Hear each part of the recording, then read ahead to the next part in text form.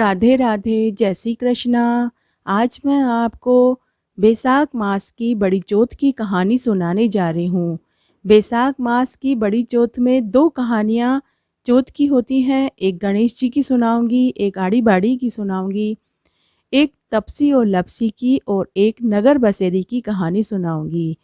बड़ी चौथ में ये सभी कहानियाँ जरूर सुननी चाहिए, इससे व्रत का पूरा फल मिलता है। बैसाख मास की बड़ी चौथ की एक कहानी इस प्रकार है।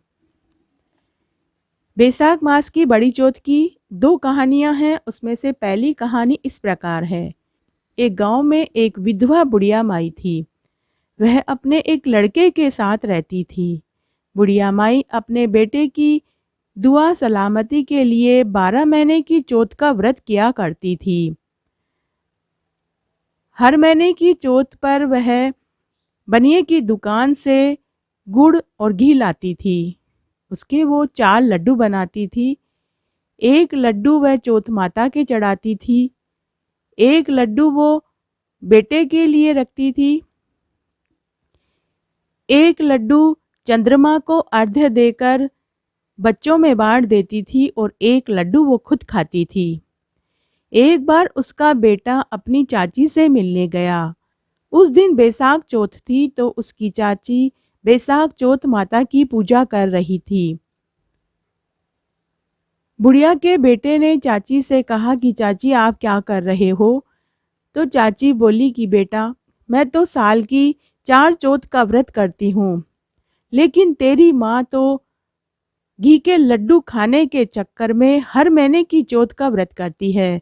तेरी मेहनत की कमाई को वो यूं ही लुटा रही है।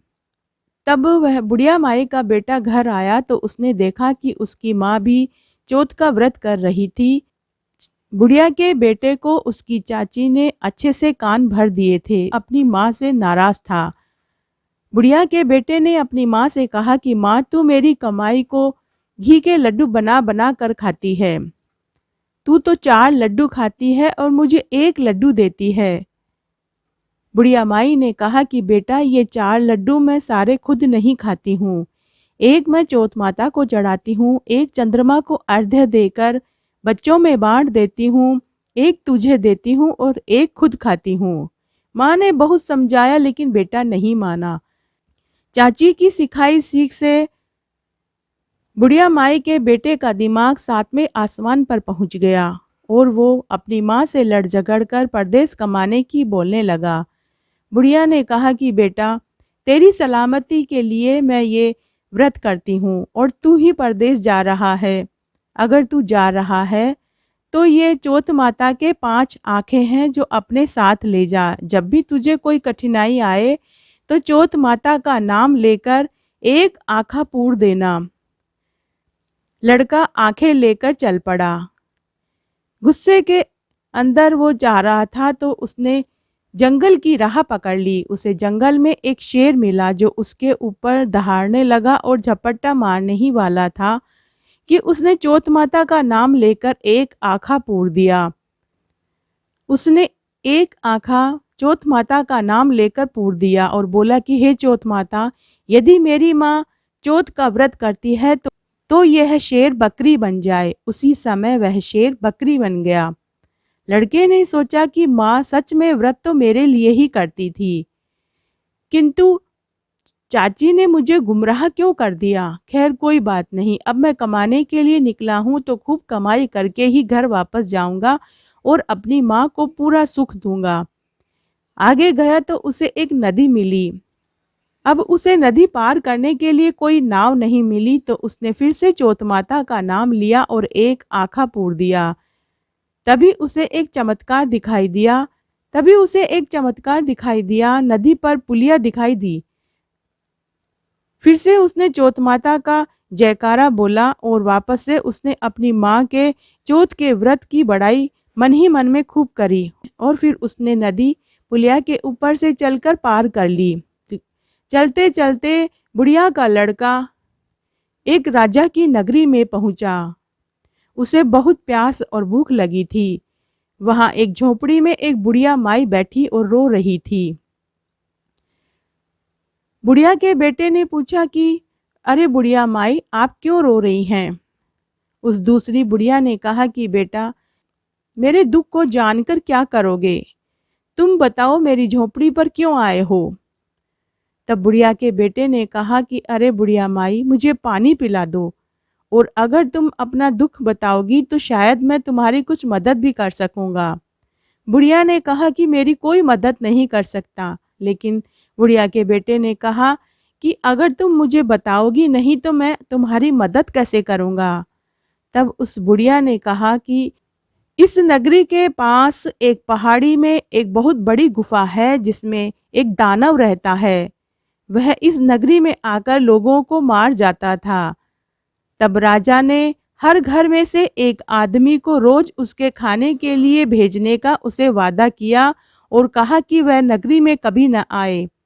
आज मेरे लड़के की बारी है, इसीलिए मैं रो रही हूँ। लड़के ने कहा कि बुढ़िया माई, आप मुझे रोटी खिला दीजिए और पानी पिला दीजिए। आपके लड़के के बदले में उस दानव के पास मैं चला जाऊंगा।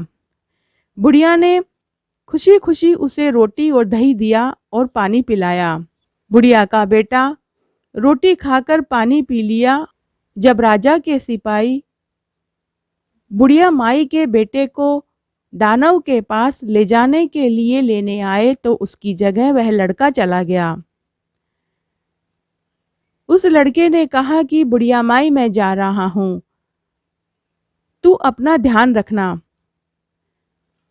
माई ने कहा कि बेटा, तू ऐसे घर जाएगा, तू वापस कैसे आएगा?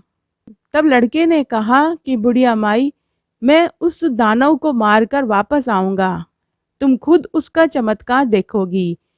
जब राजा के सिपाही उस लड़के को दानव के पास लेकर गए तो बुढ़िया माई का बेटा वापस से एक आँखा निकाला और बोला कि हे चौथ माता, यदि मेरी माँ चौथ माता का व्रत मेरे लिए करती है तो इस दानव का सिर कटकर अलग हो जाए। उसी समय उस दानव का सिर कटकर अलग हो गया। तो वह लड़का खुशी खुशी बुढ़िया के पास आया तो उस बुढ़िया ने उस लड़के को ढेरों आशीर्वाद दिए। फिर उस बुढ़िया का बेटा आगे चल दिया। आगे गया तो उसे वहाँ एक राजा की नगरी दिखाई दी। उस राज्य में आवा तब पकता था जब एक मनुष्य की बलि दी जाती थी। उस राज्य का यह नियम था कि जो भी उस राज्य में नया राहगीर आता था उसे राजा के सिपाही पकड़कर आवे में चुन देते थे। उस दिन उस बुढ़िया के बेटे को उस आवे में चुनने के लिए राजा के सिपाही पकड़कर ले गए। लड़के ने वापस से एक आँखा आवे में डाला और कहा कि हे चौथ माता, यदि मेरी माँ चौथ माता का व्रत मेरी दुआ और सलामती के लिए करती है तो यह आवा पक जाए और इस आवे में अब तक जितने भी बलि दी गई है वे सब जिंदा हो जाएं। दूसरे दिन राजा के सिपाही जब उस आवे के पास आए तो आवे में से आवाज आ रही थी, हमें बाहर निकालो, हमें बाहर निकालो। राजा के सिपाही डर गए और उन्होंने जाकर राजा को यह पूरा समाचार सुनाया। राजा वहां आया और राजा ने सिपाहियों से कहकर सारे मटके हटवाए। जब सारे मटके हट गए तो उसमें से अब तक जितनी भी बलि दी गई थी वे सभी बच्चे, आदमी, बूढ़े सभी जिंदा वापस आ गए और साथ में बुढ़िया का बेटा भी जीवित बाहर निकल गया। तब राजा ने पूछा कि तुम कौन हो, भूत हो या प्रेत हो या जिन हो? बुढ़िया के बेटे ने कहा कि ना मैं भूत हूँ, ना प्रेत हूँ, ना जिन हूँ। आपके सिपाहियों ने मुझे कल इसमें चुन दिया था। तब राजा ने कहा कि अब तक हमने जितनी भी बलि दी थी वो सभी जीवित हो गए। तुमने ऐसा क्या चमत्कार किया जिससे कि आवे भी पक गए, जिससे कि आवा एक ही दिन में पक गया और तुम भी जीवित बाहर निकल आए? लड़के ने कहा कि मेरी माँ हर महीने की चौथ का व्रत करती है, उसी चौथ माता ने मेरी रक्षा की है। राजा ने कहा कि मुझे विश्वास नहीं होता। राजा ने कहा कि मैं तुम्हारी परीक्षा लूंगा। अगर तुम सच कह रहे हो तो तुम्हारे साथ मैं अपनी लड़की का विवाह कर दूंगा, और अगर तुम झूठ बोल रहे हो तो मैं तुम्हें फांसी पे चढ़ा दूंगा। लड़के ने कहा कि हाथ कंगन को आरसी क्या, पढ़ने वाले को फारसी क्या। तब राजा ने एक सुराही मंगाई और कहा कि अगर तुम सच कह रहे हो, अगर चौथ माता ने ये सब कुछ किया है, तो तुम इस सुराही के अंदर जाकर नलकी में से बाहर निकलकर बताओ।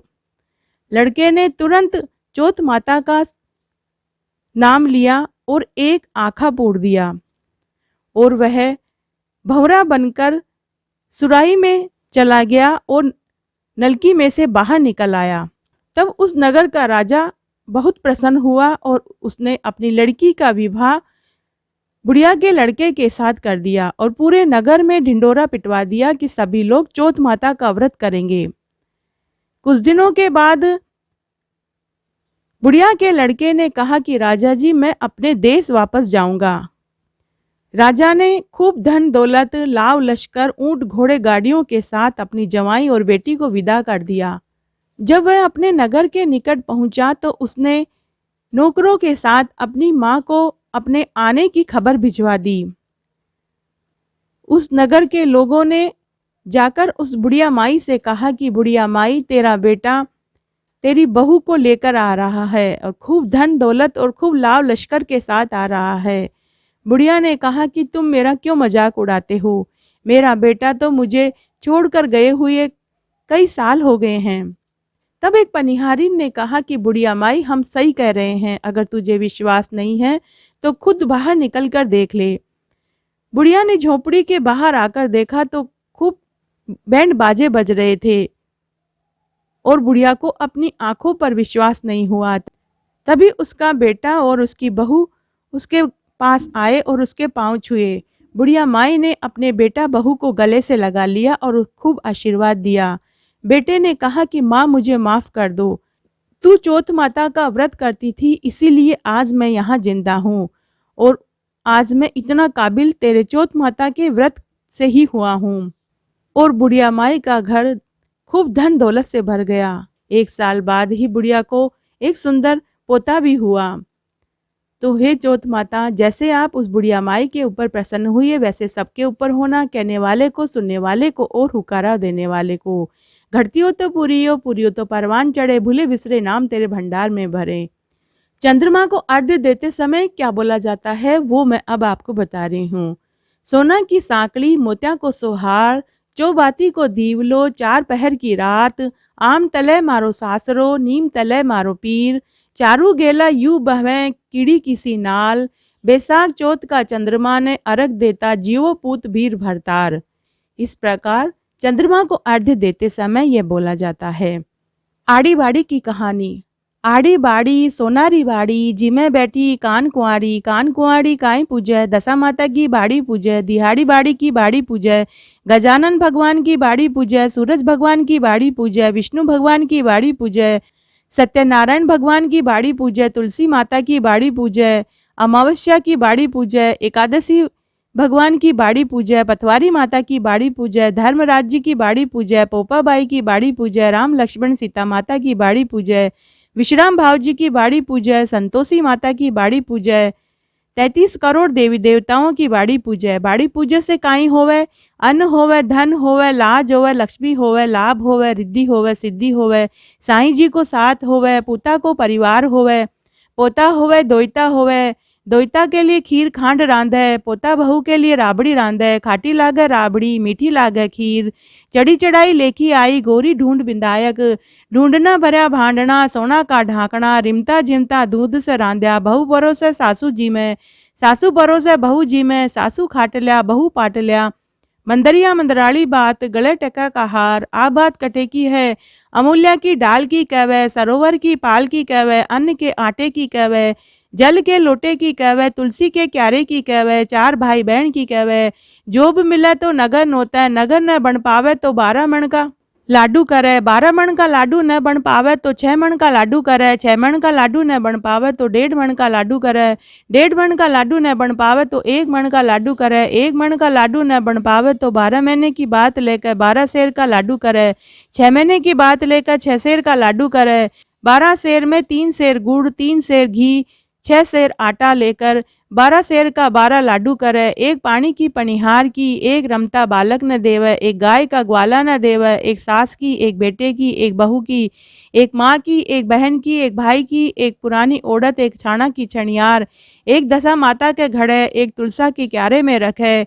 एक समय व्रत करे, खाओ जो कर्म को, पाठ जो धर्म को, या बात कहवे, खाटी मूली छाछ दे, गलोड़ी में घी दे, तलोड़ी में तेल दे, खाजा को फड़को दे, पापड़ को तड़को दे, जड़ूलो पूत दे, सासू जी को परसन दे, बहू को जीमण दे, दोरानी जिठानी खम्मा खम्मा करे, बोल बोलनी पाड़ोसन दे, तलिया गुणु गोबर दे, चोरनी आकानु, आका चोरिया, थारा घर को धर्म थाने लागे, मारा घर को धर्म माना लागे, पीपल पूजो पनोती भर भर, मोतिया को थाल, दुख दर्द कम कर जो, राजपाट दीजो, उठो बहू बेटी गीलो सुको कामण गाओ, कामण की आवे हाथ, स्त्री रो कूचो मर्द रा हाथ, गल मोत्यारो हाथ, 33 करोड़ देवी देवताओं ने नमस्कार, उठो भाई तपसी, जीमो भाई लपसी, भाई को थान, भाभी को मान, थाना था की वार्ता को फल, माना माँ की कहानी कथा और व्रत को फल। बैसाख चौथ की दूसरी कहानी इस प्रकार है। एक बार एक साहूकार सेठ सेठानी थे, उनके एक बेटा बहू थी। बहू रोज रसोई का काम करने के बाद कचरा डालने के लिए जब बाहर जाती तो अड़ोस पड़ोस की औरतें उससे पूछती कि बहू आज खाने में क्या खाया, तो वह कहती बासी खाना खाया। एक दिन जब वह बर्तन मांजकर पानी और कचरा फेंकने के लिए बाहर गई, तब औरतों ने उससे फिर पूछा कि बहू आज खाने में क्या बनाया और क्या खाया। तब साहूकार की बहू कहती कि बासी खाना खाया। उस दिन साहूकार का बेटा वहीं खड़ा था, उसने पूरी बात सुन ली। वह मन ही मन सोचने लगा कि अभी तो ताजा भोजन किया है, फिर इसने झूठ क्यों बोला। दूसरे दिन उसने अपनी माँ से कहकर खीर खांड का भोजन बनवाया। तब साहूकार पति पत्नी और बेटा बहू ने बड़ी प्रसन्नता से बैठकर भोजन किया। बहू जब वापस कचरा फेंकने बाहर गई तो उसका पति पहले से ही छिपकर वहां खड़ा था। तब वापस से पड़ोस की औरतों ने पूछा कि बहू आज खाने में क्या खाया। साहूकार की बहू ने वापस कहा कि बासी खाना खाया। तब साहूकार के बेटे को बहुत गुस्सा आया।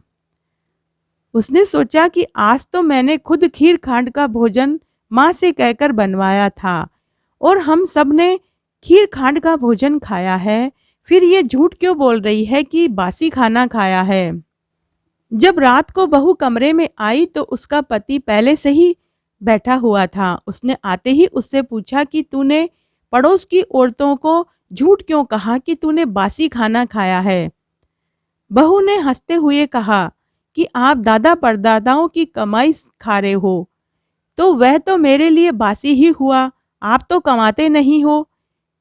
यह बात साहूकार के बेटे को अंदर तक लग गई। उस रात उसे नींद नहीं आई। सुबह उठकर वह अपनी माँ और पिता से बोला कि मैं परदेश कमाने जाऊंगा। साहूकार पति पत्नी ने कहा कि बेटा हमारे पास इतना धन है कि 7 पीढ़ियां बैठकर खाए तभी भी धन खत्म नहीं होगा, तुम्हें परदेश जाने की क्या जरूरत है।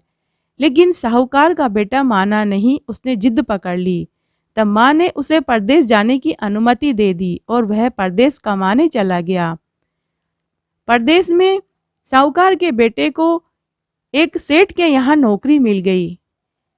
उसकी ईमानदारी और लगन को देखकर सेठ ने अपना सारा कामकाज उसके ऊपर छोड़ दिया और खुद तीर्थ यात्रा करने चला गया। इधर सास ने बहू से कह रखा था कि बहू दिए की बुझ जाए तो चूल्हे की मत बुझने देना, चूल्हे की बुझ जाए तो दिए को मत बुझने देना। लेकिन एक दिन गलती से दोनों ही अग्नि बुझ गई। बहू पड़ोस में अग्नि लेने गई तो उसने देखा कि पड़ोस की औरतें किसी माता का पूजन कर रही थी। बहू ने पूछा कि आप किस माता का पूजन कर रहे हो, यह किसका व्रत है और इसके करने से क्या फल मिलता है। पड़ोस की औरतों ने कहा कि हम चौथ माता का व्रत और पूजन कर रहे हैं। इस व्रत को करने से बिछड़ों का मिलन होता है, निपुत्रों को पुत्र प्राप्त होता है, कुंवारों के ब्याह होते हैं, घर में अन्न धन के भंडार भरे रहते हैं। तब साहूकार की बहू बोली कि मेरे पति को परदेश गए हुए बहुत समय हो गया है। वो अब तक वापस नहीं आए हैं। मैं भी चौथ माता का व्रत करना चाहती हूँ, लेकिन मेरी सास मुझे बाहर आने ही नहीं देती। मुझे कैसे पता लगेगा कि चौथ कब है? पड़ोस की औरतों ने कहा कि तुम रोजाना एक गेहूं एक कागज की पुड़ी में रखती जाना। जब गेहूं के दाने 30 हो जावें तो उस दिन तुम चौथ माता का व्रत कर लेना और चंद्रमा को अर्घ्य देकर एक समय खाना खा लेना। तब साहूकार की बहू ने पड़ोस की औरतों से व्रत की विधि और व्रत की कहानी पूछी। साहूकार की बहू अपनी पड़ोसन के कहे अनुसार व्रत करने लगी। इस तरह उसे व्रत करते हुए 1 साल हो गया। तब एक दिन साहूकार की बहू ने चौथ माता से प्रार्थना की कि हे चौथ माता, अगर मैंने आपका व्रत और पूजा पूरी निष्ठा, लगन और ईमानदारी से की है तो मेरा पति वापस घर आ जाए। तब चौथ माता ने सोचा कि अगर आज हम इसकी नहीं सुनेंगे तो कलयुग में हमें कौन मानेगा। तब चौथ माता ने एक रात्रि को साहूकार के बेटे को स्वप्न में दर्शन देकर कहा कि अरे साहूकार के बेटे, सो रहा है या जाग रहा है? साहूकार के बेटे ने कहा कि न सो रहा हूँ न जाग रहा हूँ, चिंता में पड़ा हूँ। चौथ माता ने कहा कि अब तू सारी चिंता छोड़ दे और घर जाकर अपनी माँ, बाप और अपनी पत्नी की सुध ले। साहूकार के बेटे ने कहा कि माता कैसे जाऊं, मेरा कारोबार बहुत फैला पड़ा है, किसी से उधार वापस लेना है, किसी का उधार चुकाना है। तब चौथ माता ने कहा कि तू सुबह नहा धोकर दुकान में चौथ बिंदायक का नाम लेकर घी का दीपक जला देना, तेरा सारा काम सुलझ जाएगा। दूसरे दिन सुबह नहा धोकर उसने माता के बताए अनुसार ही किया। उसने दुकान पर जाते ही चौथ बिंदायक का नाम लेकर घी का दीपक जला दिया। देखते ही देखते सारा हिसाब किताब पूरा हो गया। तब साहूकार के बेटे ने अपने सेठ से घर जाने की इजाज़त मांगी। सेठ ने खूब सारा धन देकर उसे विदा कर दिया। जब वह घर जा रहा था तो रास्ते में उसे एक सांप मिला। वह सांप सिसकार रहा था। सांप ने गुस्से में आकर साहूकार के बेटे से कहा कि मैं तो 100 साल की उम्र पूरी करके मुक्ति पाने के लिए जा रहा था, तूने बाधा डाल दी, अब मैं तुझे डसूंगा। इस पर साहूकार के बेटे ने कहा कि मैं 12 साल बाद अपनी पत्नी, माँ और पिता से मिलने जा रहा हूँ। जब मैं उससे मिल लूँ तो तुम मुझे डस लेना। सांप बोला कि तू तो घर जाकर सो जाएगा। तब साहूकार के बेटे ने कहा कि मैं रात्रि में जब सो जाऊंगा तो चादर नीचे लटका दूंगा, तुम चादर पे से चढ़कर पलंग पे चढ़ जाना और मुझे डस लेना। बेटा घर आया और उदास होकर बैठ गया। साहूकार माता पिता ने अपने बेटे से उदासी का कारण पूछा, लेकिन वह कुछ नहीं बोला। लेकिन साहूकार की बहू बड़ी ही होशियार थी। उसने सब बातों का पता लगा लिया। तो उसने कमरे की एक सीढ़ी पर दूध, दूसरी पर चूरमा, तीसरी पर बालू रेत, फिर इत्र, फूल, इस तरह 7 सीढ़ियों पर 7 अलग अलग वस्तुएं रख दी। आधी रात को फुफकारता हुआ सांप वहां आया और सभी चीजों का आनंद लेते हुए खुश हुआ, लेकिन वचनों से बंधा हुआ था तो डसना तो था ही। चौथ बिंदायक और चौथ माता ने सोचा कि साहूकार की बहू ने पूरे 1 साल तक मेरा व्रत किया है और अगर आज इसके सुहाग की रक्षा नहीं करी तो कलयुग में कौन हमें मानेगा। तब चौथ माता तलवार बनी, बिंदायक जी ढाल बने और जैसे ही सांप डसने लगा उसे मार दिया। साहूकार के बेटे को नींद नहीं आ रही थी। उसने पूरा खेल तमाशा देखा। सांप के मरते ही उसने अपनी पत्नी को जगाया और चौपड़ पासा खेलने बैठ गया। सुबह देर तक जब बेटा बहू नहीं उठे तो माँ ने कहा कि बेटा तो थका हुआ था इसलिए नहीं उठा, लेकिन बहू क्यों सो रही है, बहू क्यों नहीं उठी। साहूकार पति पत्नी ने जाकर अपने बेटे के कमरे में देखा तो कमरे की सीढ़ियों पर खून ही खून हो रहा था। तब साहूकारनी जोर जोर से रोने लगी कि मेरे बेटे बहू को किसी ने मार दिया। तब कमरे के अंदर से बेटा बोला कि माँ, हमारा बैरी दुश्मन मारा गया है, आप सफाई करवा दो, हम बाहर आ जाएंगे। माँ ने नौकरों से कहकर पूरी सफाई करवाई। जब बेटा बहू नीचे आए तो बेटे ने अपनी माँ से पूछा कि माँ, मेरे पीछे से किसी ने कोई धर्म कर्म या कोई व्रत किया था तो माँ ने कहा कि बेटा मैंने तो कोई व्रत और धर्म कर्म कोई दान पुण्य नहीं किया। तब साहूकारनी की बहू बोली कि मैंने किया था। तब सास ने कहा कि तूने क्या किया? मैं तो रोज 4 बार तुझे खाना देती थी। तब साहूकारनी की बहू बोली कि मैं महीने में एक चौथ का व्रत करती थी।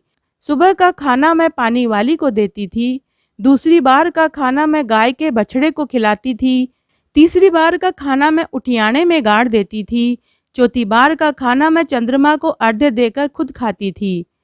मैंने पूजा के लिए बनिया से घी और गुड़ भी मंगवाया था। अगर आपको विश्वास नहीं है तो आप जाकर उससे पूछ सकते हैं। सास ने पानी वाली से पूछा तो उसने कहा कि महीने में एक दिन यह रोटी मुझे देती थी। बछड़े से पूछा तो उसके मुंह से फेफ के फूल गिरने लगे। उठियाने को खोदकर देखा तो उसमें रोटी सोने की मिली। बनिए से पूछा तो उसने कहा कि महीने में एक बार ये मेरे से घी और गुड़ लेकर जाती थी। फिर बहू ने कहा कि मुझे अब बैसाख चौथ के व्रत का उद्यापन करना है। सास और बहू ने चौथ माता का उद्यापन खूब धूमधाम से किया। सब बहन बेटियों, भाई भतीजों, दौरानी जिठानियों को खाने पर बुलाया और खूब दान दक्षिणा दी। तो हे चौथ माता, जिस प्रकार आप साहूकारनी की बहू के ऊपर प्रसन्न हुई वैसे सबके ऊपर होना। कहानी कहने वाले को, सुनने वाले को और हुकारा भरने वाले को सबको अमर सुहाग देना, सबकी मनोकामनाएं पूरी करना। धन्यवाद। लपसी और तपसी की कहानी। सब कहानियां कहने के बाद अगर लपसी और तपसी की कहानी नहीं की जाती है तो व्रत का फल नहीं मिलता। इसलिए लपसी और तपसी की कहानी जरूर सुननी चाहिए। एक बार एक लपसी और एक तपसी था। तपसी भगवान की तपस्या करता था और लपसी सवा सेर की लापसी बनाता, भगवान को भोग लगाता और खुद खा लेता था। एक दिन उन दोनों में लड़ाई हो गई। लपसी बोला कि मैं बड़ा हूँ, तपसी बोला कि मैं बड़ा हूँ। तभी वहां नारद मुनि आ गए। दोनों ने नारद मुनि से पूछा कि नारद मुनि हमें बताइए कि हम दोनों में से कौन बड़ा है। नारद मुनि ने कहा कि मैं इसका फैसला कल करूंगा। दूसरे दिन तपसी नहाकर आया तो नारद जी ने रास्ते में 1.25 करोड़ की अंगूठी गिरा दी। तपसी ने चारों तरफ देखा तो कोई दिखाई नहीं दिया। तो उसने 1.25 करोड़ की अंगूठी उठाकर अपने घुटने के नीचे दबा ली और तपस्या करने लगा। उधर लपसी सुबह उठा और तालाब पर नहाकर आया और फिर उसने 1.25 सेर की लापसी बनाई, भगवान को भोग लगाया और सारी लापसी उसने खुद जीम ली। तभी नारद जी आ गए। तब दोनों नारद जी के पास गए और बोले कि नारद जी बताइए हम दोनों में से कौन बड़ा है। नारद जी ने तपसी से कहा कि तपसी तुम अपना घुटना उठाओ। तपसी ने पांव उठाया तो उसके पांव के नीचे से सोने की अंगूठी निकली। तब नारद जी ने बोला कि तुमने अंगूठी चुराई है, इसीलिए तुम्हारी तपस्या भंग हो गई है, इसलिए लपसी बड़ा है। तपसी बोला कि महाराज मेरी तपस्या का फल अब मुझे कैसे मिलेगा, मैंने बहुत बड़ी गलती कर दी। नारद जी बोले रोटी बनाकर बाटा नहीं बनाया तो फल तुझे मिलेगा, ब्राह्मण को जिमाकर दक्षिणा नहीं दी तो फल तुझे मिलेगा, साड़ी देकर ब्लाउज नहीं दिया तो फल तुझे मिलेगा, धोती देकर गमछा नहीं दिया तो फल तुझे मिलेगा, दिया से दिया जलाया तो फल तुझे मिलेगा, रोटी बनाकर गाय को रोटी नहीं दी तो तुझे मिलेगा, चिड़ी कबूतरों को दाना पानी नहीं दिया तो फल तुझे मिलेगा। अगर व्रत में सभी कहानियां कहते हैं और तेरी कहानी अगर नहीं कही तो फल तुझे मिलेगा। तब से लपसी और तपसी की कहानी जरूर सुननी चाहिए। तुलसी जी की कहानी। तुलसी माता की कहानी। एक गांव में एक ननद भाभी रहती थी। ननद धार्मिक विचारों की थी। वह कुंवारी थी। रोज सुबह नहा धोकर तुलसी जी सींचती थी और सुबह शाम तुलसी जी के दिया बत्ती करती थी और 5 परिक्रमा लगाती थी। ननद को तुलसी माँ से बहुत लगाव था। भाभी को ननद फूटी आंख नहीं सुहाती थी। भाभी जब ननद को तुलसी जी की पूजा पाठ करते देखती थी तो हमेशा जली कटी सुनाती रहती थी कि क्या रोज रोज तुलसी जी को सींचती है, दिया बत्ती करती है, क्या ससुराल में ये सब चीज़ें काम आएगी। घर का चूल्हा चौका करो, रोटी सब्जी बनाना सीखो, सिलाई बुनाई कढ़ाई करना सीखो, आगे तो यही चीज़ें काम आएगी। और फिर गुस्से में ताना मारती कि जब तेरी शादी होगी तो मैं बारात में तुलसी जी ही खाने को दूंगी और तुलसी ही दहेज में दे दूंगी। ननद कुछ नहीं कहती, धैर्य रखती और संतोषी जीव थी। जब ननद विवाह लायक हुई और शादी का दिन आया तो भाभी ने बारातियों के सामने तुलसी जी का गमला तोड़कर फेंक दिया। तुलसी माता की कृपा से तुलसी का गमला फूलों के हार में बदल गया। फिर भाभी ने ईर्ष्या और जलन के कारण खाने के सामान में तुलसी की पत्तियां डाल दी, लेकिन तुलसी की पत्तियां डालने से खाना और भी स्वादिष्ट हो गया। सभी बारातियों ने खाने की खूब तारीफ करी। फिर भाभी ने अपनी ननद को गहनों की जगह तुलसी की मंजरी पहना दी, लेकिन तुलसी माता की कृपा से वह तुलसी की मंजरी सोने के आभूषणों में बदल गई। भाभी ने अपनी ननद को फटी पुरानी साड़ियाँ रख दी और उसके ऊपर तुलसी का जनेऊ रख दिया। वापस से तुलसी माता की कृपा से फटी पुरानी साड़ियाँ सुंदर जरी और आरी तारी की और रेशमी और सच्चे गोटे की साड़ियों में बदल गई। जब ननद ससुराल में पहुंची तो सभी ससुराल वालों ने दहेज देखकर बहुत बड़ाई करी। जब भाभी को इन सब बातों का पता चला कि उसका किया हुआ उल्टा कार्य सारा सीधा हो गया तो उसे बड़ा आश्चर्य हुआ। उसे तुलसी की महत्ता समझ में आने लगी। भाभी के एक लड़की थी, तो भाभी ने खुद की लड़की से कहा कि बेटी तू भी तुलसी जी की पूजा पाठ किया कर। देख तेरी बुआ तुलसी जी की पूजा पाठ करती थी तो उसके खूब ठाट बाट हो गए। तुझे भी तेरी बुआ की तरह तुलसी पूजा का फल मिलेगा। लेकिन भाभी की लड़की पूरी श्रद्धा भाव से तुलसी जी की पूजा नहीं करती थी। वह मात्र केवल दिखावा करती थी, मन से कोई काम नहीं करती थी। जब भाभी की लड़की का विवाह का समय आया तो भाभी ने सोचा कि जैसा बर्ताव मैंने ननद के साथ किया था, अगर वैसा ही बर्ताव मैं अपनी लड़की के साथ करूं तो शायद तुलसी माँ मेरी बेटी को भी वो सब कुछ दे जो उन्होंने ननद को दिया। तब भाभी ने अपनी लड़की की बारात के सामने तुलसी का गमला फोड़ दिया, परंतु इस बार तुलसी का गमला फूलों के हार में नहीं बदला, वह मिट्टी के ढेर में ही पड़ा रहा। फिर भाभी ने बारातियों के खाने के सामान में तुलसी की पत्तियां डाल दी, लेकिन सभी व्यंजन कड़वे और बेसुहादले हो गए। सभी बारातियों ने खाना नहीं खाया और थू थू करने लगे। फिर उसने अपनी बेटी को तुलसी की मंजरी पहना दी, लेकिन वह भी सोने के आभूषणों में नहीं बदली। फिर उसने सभी साड़ियों के ऊपर तुलसी का जनेऊ रख दिया, लेकिन इस बार वे सभी साड़ियाँ जरी और रेशमी वस्त्रों में नहीं बदली।